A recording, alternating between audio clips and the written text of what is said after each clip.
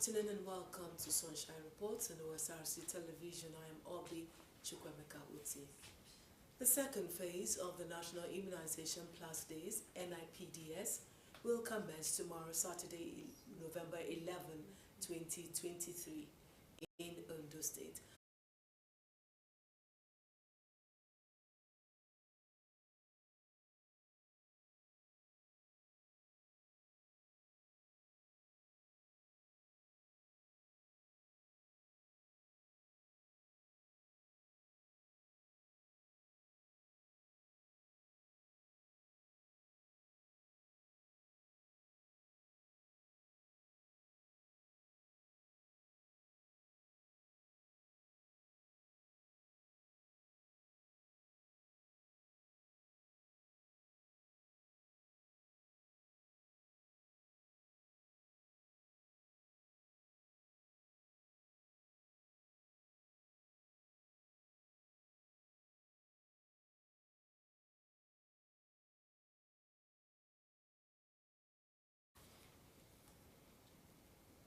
Meanwhile, a situation of public health and security concerns.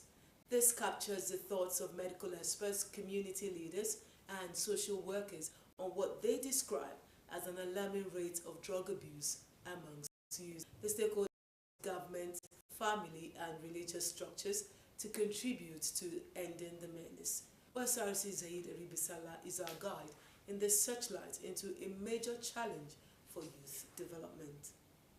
The Drug Abuse in Nigeria Survey 2018 reveals that 14.3 million persons between the ages of 15 and 64 are involved in drug abuse. This figure is put at 14.4% of the population, a figure far higher than the global prevalence average rate of 5.6% indicated in the World Drug Report 2019. Mr. Mumini Raji is Commander, National Drug Law Enforcement Agency, NDLEA, in Ondo State. Our youths are unfortunately deeply enmeshed in this menace called drug abuse. It has become like a trend, like a fashionable thing among them. And that situation ought to actually be the population, the working population, the most resourced population. Unfortunately, that is where we find ourselves. And of course, you find them in schools, secondary schools, you find them in tertiary institutions. Incidentally, in Ondo State, the trend remains the same. That is the population that the menace of drug is fastly eating into. And the earlier we address the situation, the better for us, so that we can have a secure tomorrow. With Nigeria boasting a very youthful population, having around 70% of its estimated 200 million plus population under 30 and 42% under the age of 15, the preponderance of drug abuse and its spiraling effect remains a concern for some citizens. It's scary. What we thought was just limited to taking of Indian hemp has gone beyond that, and that even teenagers are now exposed to taking hard drugs. Many of them that are now working cops, many youths now are dead men or women working. Because look at the number of accidents that happen. Look at the number of violent crimes that happen. It's as a result of drug abuse. It's, sincerely speaking, it's scary. In my streets, there was this guy, he has been taken away now because he ran mad over the abuse of drug.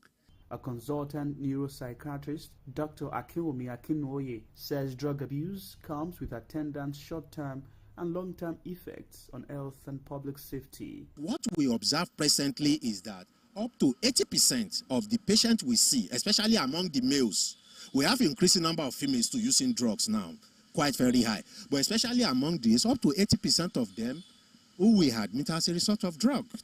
All these drugs, cannabis, cocaine, various stimulants, and all these drugs that cause the mental health issue for them. And when we look at mental health, when we say mental health or mental illness, it has to do with functioning and productivity. Meaning that many of them, when they come down with these mental health complications of the use of this drug, then they become non-productive. They become more or less useless. Their functioning decline gradually over time, and they just become useless and become burden to the society. Temitope, not his real name, is a young Nigerian on the road to full recovery from drug abuse after 10 years. Peer pressure was his undoing when he entered higher institution. The journey has been a very big battle for me, actually. I actually started doing drugs around when I got into university. Yes, that was my 100 level days. I had some friends because we were staying in the school still. So I had friends over, we do talk, we gist and all. Then, just from peer pressure probably. And actually I was in this stage whereby I wanted to explore. So I was ready to try anything. I was just trying to get into the whole thing, like how to actually behave in school or something like that. Then I took the wrong turn. I took a very bad detour in my life, and it actually affected me. He enjoins other youths to stay clear of drugs. You have to be strong. You have to be strong-willed. You have to make that decision today that I'm done and I'm done, because there is something we call relapse. You can always relapse, but my brother and my sister, if you can actually say it, do it, put it into actions, and by God willing, you will win. Combating this menace, some stakeholders believe, must include sensitizing youths on drugs and their harmful effects. Gone beyond the time that we say don't or no alone. Now we talk about no, the other no, which is KNOW, like increasing our sensitization. Now when you look at the street, you see a lot of young people just walking around, and you will know that this person is mentally deranged. You leave them on the street, the more the pattern continues. The more you leave people that are down with, that are under the influence of drug or substance abuse and they have lost their senses, if you don't rehabilitate them, it will also influence others as well. In our climb, we value respect. When they take these things, they don't know anybody again. And that respect that we value, wherever they come across with, the moment they are into that drug, they can do what's unthinkable things that will bring even the names of their family into disrepute. The message from these stakeholders is for parents, government, and other relevant social structure must pay close attention to the upbringing of young ones in society. Sahid Aribisala, Osrc News. Some members of Ondo State Radio Vision Corporation have been honored for their diligence in service to humanity. They received the accolades from an educational organization, Creative and Innovative Foundation, as part of activities marking the 4th edition of its conference in Akure, Ondo State capital. Omoriola Ubinji has details. Present here is the cross-section of primary and secondary school students who were invited by an educational organization, Creative and Innovative Foundation, to showcase their inherent talents. The organization has been engaging the students on different educational skills and poem recitation, as well as a debate on artificial intelligence, how it transforms the present and shapes the future.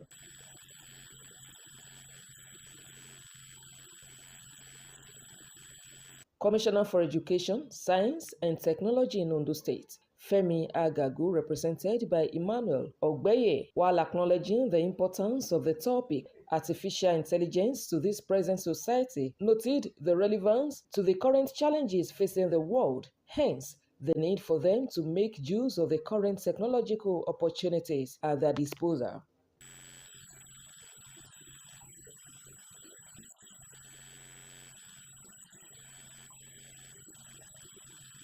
Vice-Chancellor, Federal University of Technology, Akure Futa, Professor Adenike Oladiji, represented by Mrs. Taye Fagbuyi, and others commended the students' confidence and intelligence.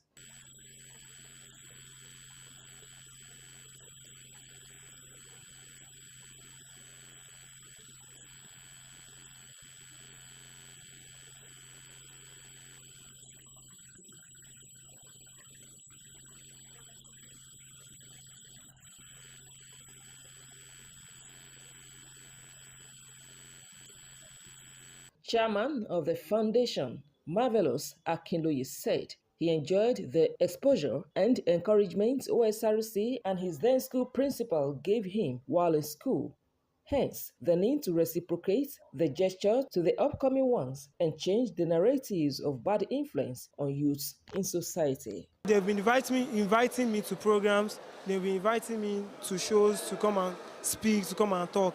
And a lot of people has been calling, encouraging me. A lot of people, I've seen so many people that has actually gained influence from them, gained exposure from them, gained a lot of things from them, motivated me from them. Controller of News, Odayo Soya, and film editor Tolulope Oyebode of OSRC TV were honored for their diligence at work. OSRC has been at the forefront of championing the cause of these young ones through our programs, through Business Today, through programs like the Entrepreneur. So I would just want to urge our media personnel, media stations to be more innovative and to invest in young innovators like this. We do all these things without knowing that there are people out there who take notice of what we do behind the scene.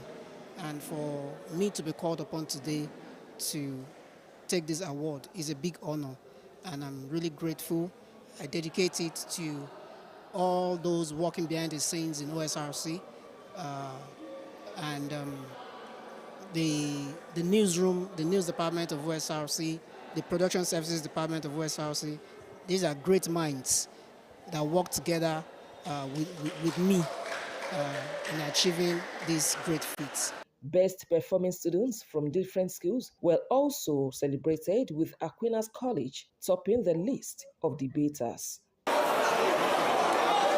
Omoyo Olahanweji, OSRC News. For a long time now, innocent Nigerians have fallen for the antics of passport racketeers who sometimes swindle unsuspecting members of the public of their hard-earned money in their quest to obtain a green passport. But the fight to clamp down on these racketeers is on, as the Interstate Command of the Nigerian Immigration Service recently paraded 3 passport racketeering agents. Osrc Zaid Aribisala has more.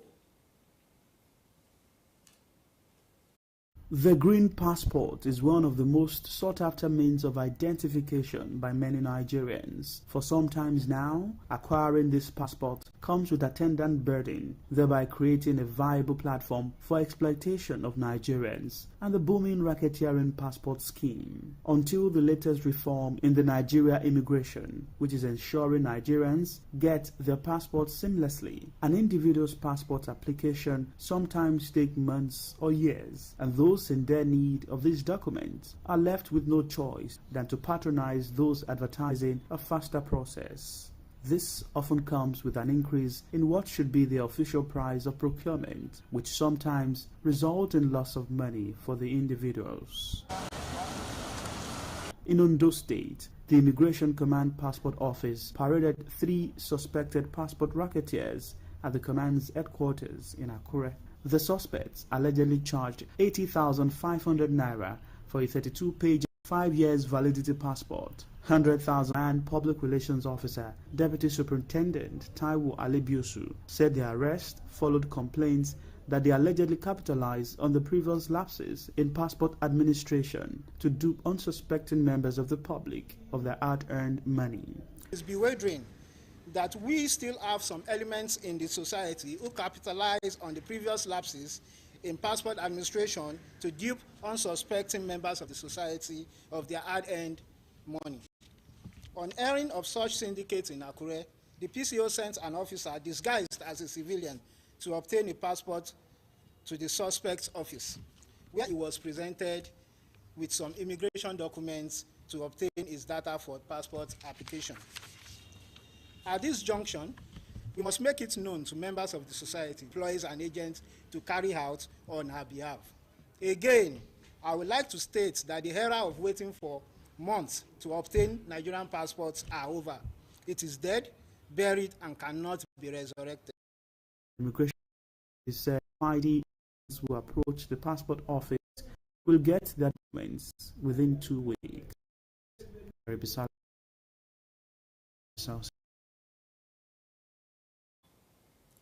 To sports now. Ondo State government would continue to prioritize sporting activities in the state for overall development. The Ondo State Commissioner for Youth and Sports Development, Bamidele Ologuloluwa, spoke at a one-day workshop organized for sports technocrats in the state, with a charge to all stakeholders to be strategic towards achieving a common purpose. Osrc's reporter Zeyemwe Beme covered the event as the report is presented from our studios. The one-day workshop organized for sports technocrats in Ondo State has as its theme the role of school sport nation building. The Ondo State Commissioner for said government would not relent efforts in the development of sport. It could be safely said that the instrumentality of sport fosters LGA state's national peace and unity. The present administration is committed to grassroots sport development, having invested much in this area of human endeavor. We have contributed in no small measure to the national pool of talent that have represented the country. It is imperative to state categorically that Mr. Governor